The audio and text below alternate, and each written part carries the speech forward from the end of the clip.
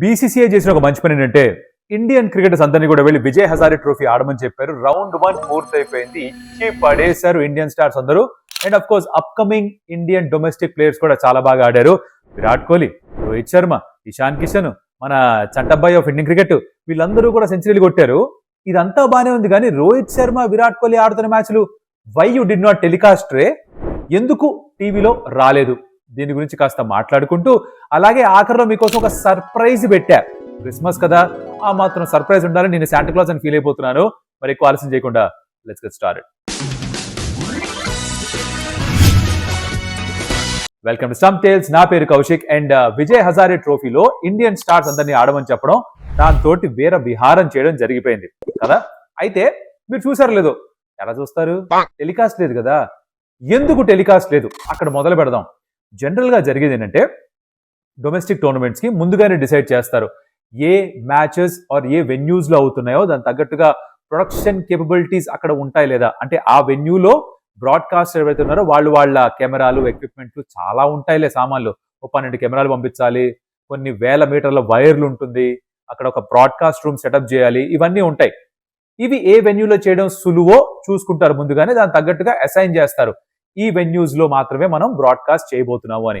ఇంకొక విషయం ఏంటంటే ఇండియాలో డొమెస్టిక్ సైడ్స్ ఇప్పుడు ఎన్ని తెలుసా? 38.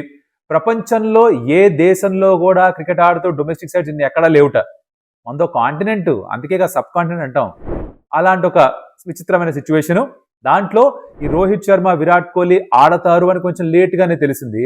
అప్పటికే నాకు తెలిసి బీసీసీఐ ఇంకా ఒఫీషియల్ బ్రాడ్కాస్టర్ స్టార్ వాళ్ళు ఎవరైతే ఉన్నారో, జియో స్టార్ వాళ్ళు డిసైడ్ చేసుకుని ఉంటారు ఏ వెన్యూస్ లో షూటింగ్, అదే బ్రాడ్కాస్ట్ చేయాలో, ఎక్కడ కెమెరాలు పెట్టాలో.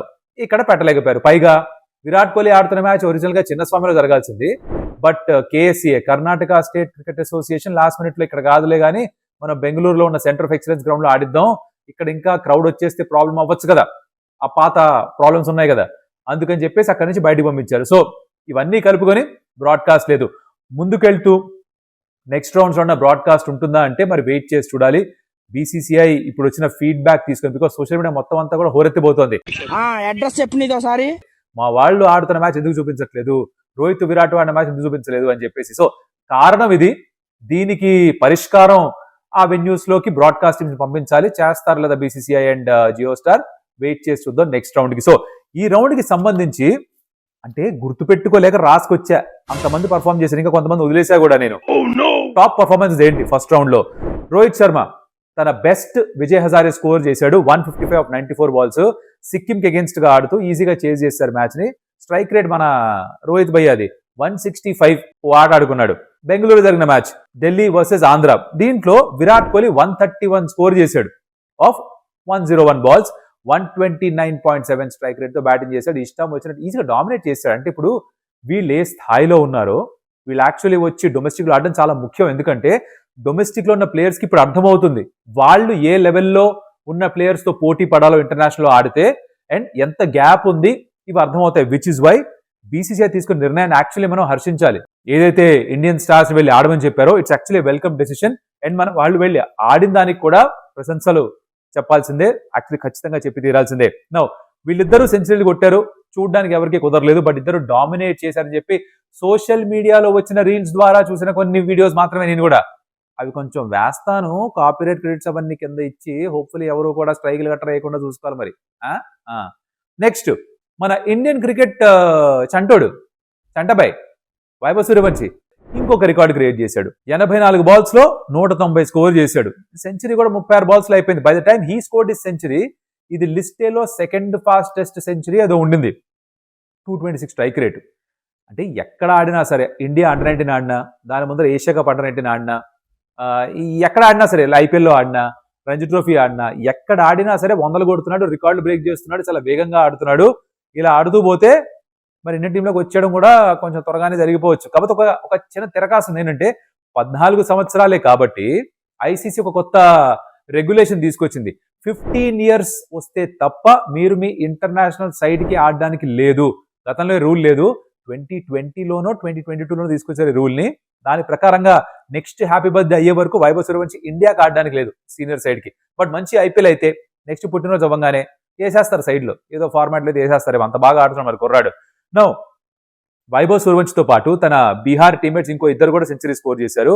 ఒకరు ఆయుష్ లోహారుకా 56 balls 116, అండ్ వాళ్ళ captain Saqibul Gani 40 balls 128. Saqibul Gani 32 balls కొట్టిబారు దొబ్బాడు సెంచరీ. ఫాస్టెస్ట్ లిస్టెడ్ సెంచరీ ఇది.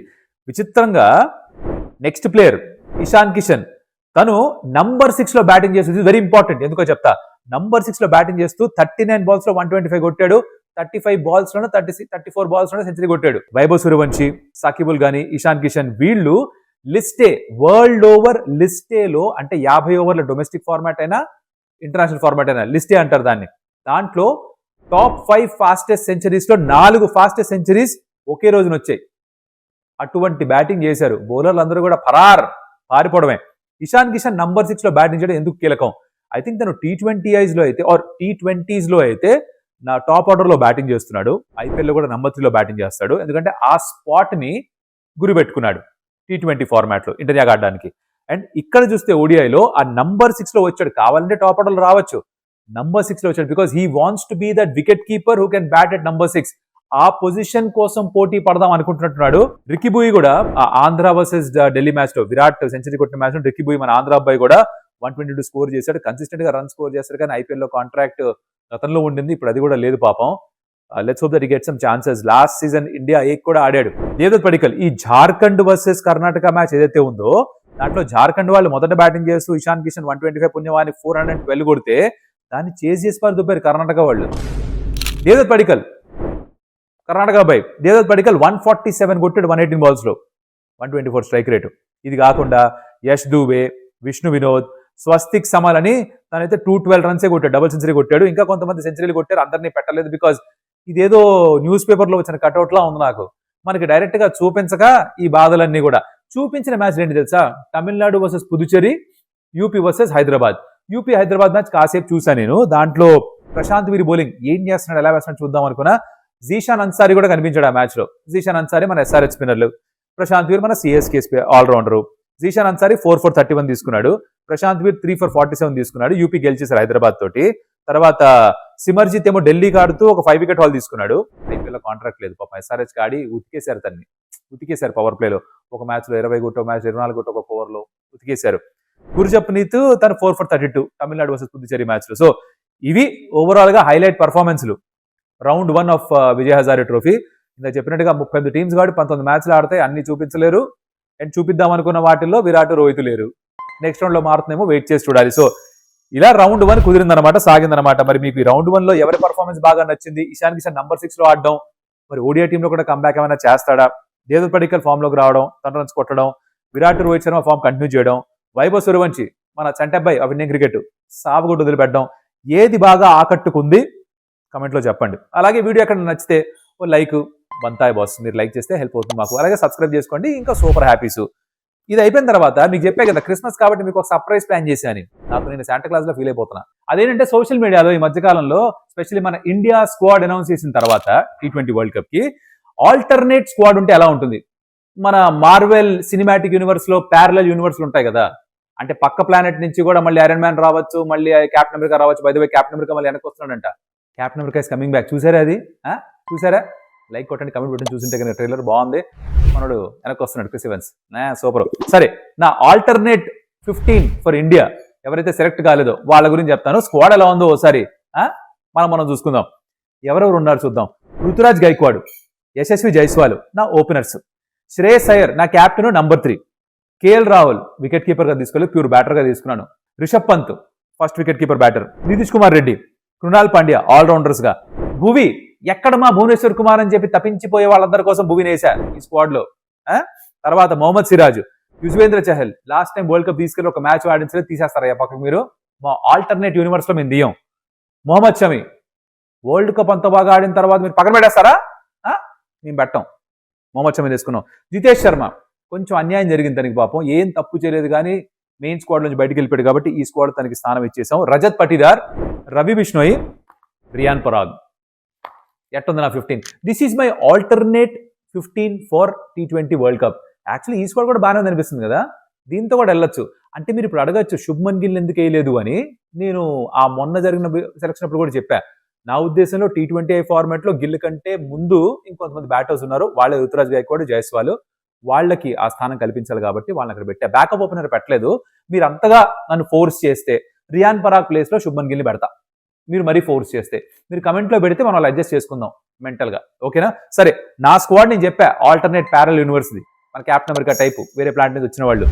మీ ఆల్టర్నేట్ 15 ఏంటో కమెంట్ లో చెప్తే, అలాగే రౌండ్ 1 ఆఫ్ విజయ్ హజారే ట్రోఫీలో ఎవరిది బాగా పర్ఫార్మెన్స్ అనిపిస్తుంది చెప్తే, అదే చేత్తో లటకన ఒక లైక్ కొట్టి పెడితే మనం దోస్తు కాబట్టి సబ్స్క్రైబ్ చేసుకుంటే నెక్స్ట్ వీడియోలో మళ్ళీ ముందు కనిపిస్తా, తరిస్తా.